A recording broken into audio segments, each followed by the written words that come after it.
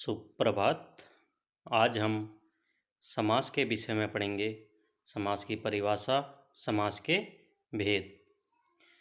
परिभाषा: दो अथवा दो से अधिक सार्थक शब्दों के मेल से बने नए शब्द को समास कहते हैं। जब दो या दो से अधिक जो सार्थक शब्द होते हैं उनके मेल के द्वारा जो शब्द बनते हैं, नए शब्द बनते हैं, उन्हें हम समास कहते हैं।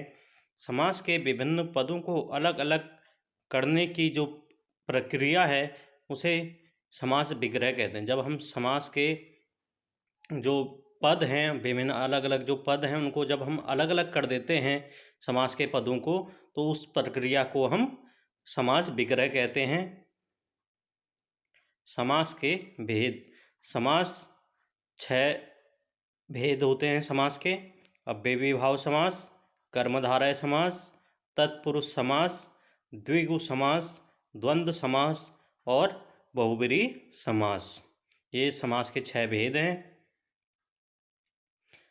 सबसे पहला अव्ययी भाव समास। अव्ययी भाव समास का पहला पद प्रधान होता है। इस समास में दोनों पदों को मिलाकर जो नवीन शब्द बनता है वह अव्यय होता है। जो अव्ययी भाव का जो पहला पद होता है, अव्ययी भाव की जो समास की जो विशेषता है, जो उसकी पहचान है, वो ये है कि वहाँ पर जो पहला पद होगा वह प्रधान होगा। और इस समास में दोनों पदों को मिलाकर जो नवीन शब्द बनता है उसे अव्यय कहते हैं। अव्यय जिस शब्द का कुछ भी व्यय ना हो। दूसरे रूप में अव्यय वे शब्द हैं जिनके रूप में लिंग, वचन, पुरुष, काल इत्यादि में कोई परिवर्तन नहीं होता, जहाँ जो किसी में परिवर्तन नहीं करता। अव्ययी भाव का उदाहरण जैसे यथाशक्ति अर्थात शक्ति के अनुसार, बकायदा कायदे के अनुसार, मतलब एक कायदा यानी एक लिमिट के अनुसार। दूसरा कर्मधारय समास।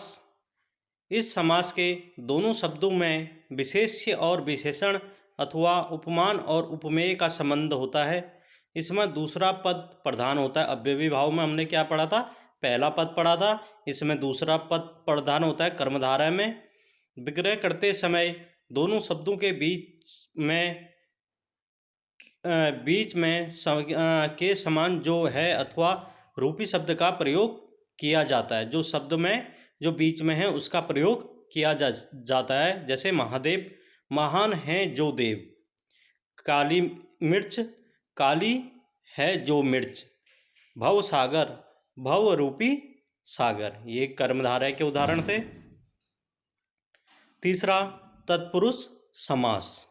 इस समास में बात का पद प्रधान होता है। विग्रह करते समय दोनों पदों के बीच में कर्ता संबोधन को छोड़कर अन्य किसी भी कारक का विभक्ति चिन्ह आ जाता है।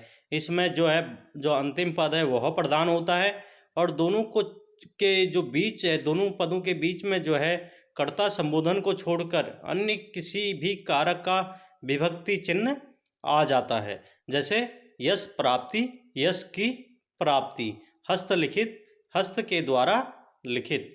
मन माना, मन से माना हुआ। रसोई घर, रसोई के लिए घर। चौथा द्विगु समास। इस समास का पहला पद संख्यावाचक विशेषण होता है।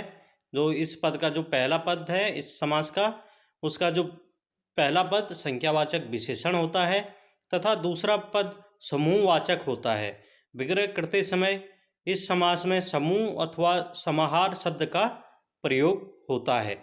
जब हम इसका विग्रह करते हैं तो उसमें या तो समूह शब्द का प्रयोग होता है या समाहार शब्द का। जैसे त्रिवेणी, 3 वेणियों का समूह त्रिवेणी।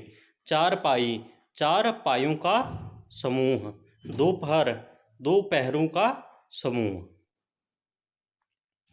पांचवा द्वंद्व समास। इस समास में दोनों पद प्रधान होते हैं तथा विग्रह करते समय दोनों पदों के बीच और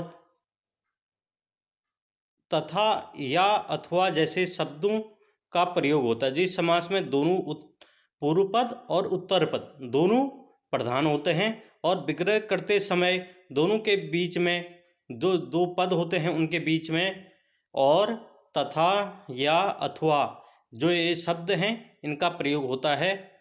जैसे भाई बहन, भाई और बहन, यश अपयश, यश या अपयश, देश विदेश, देश अथवा विदेश। छठा है हमारा बहुब्रीहि समास। इसमें दोनों पद मिलकर किसी तीसरे पद के लिए कुछ कहते हैं। बहुब्रीहि समास में दोनों पद विशेषण होते हैं और तथा कोई तीसरा पद विशेष्य होता है। इसमें जो दो पद होते हैं इसके वो किसी अन्य के लिए कुछ कहते हैं। इसमें जो दोनों पद होते हैं वो विशेषण होते हैं और कोई तीसरा पद विशेष्य होता है। जैसे चतुर्भुज, चार हैं भुजाएं जिसकी, अर्थात विष्णु। नीलकंठ,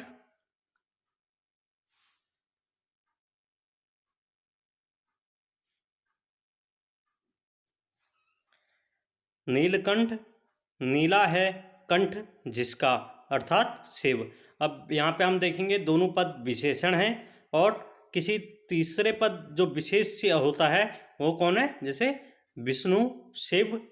जैसे दशानन, 10 हैं आनंद जिसके, अर्थात रावण। इसमें हमारा जो दोनों पद विशेषण होकर कोई तीसरा पद ही इसमें विशेष्य होता है।